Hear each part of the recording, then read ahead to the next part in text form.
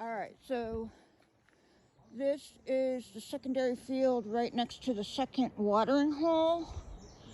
And I'm just cameraing, and they're walking down this wide pathway here.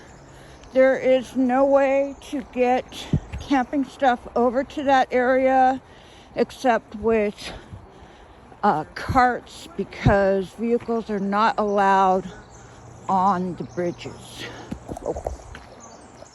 The pathways to both fields are not lit. However, the walk from the bridge along that pathway to the other field is lit. So the trails to both, the side trails to both of the fields do not have lighting.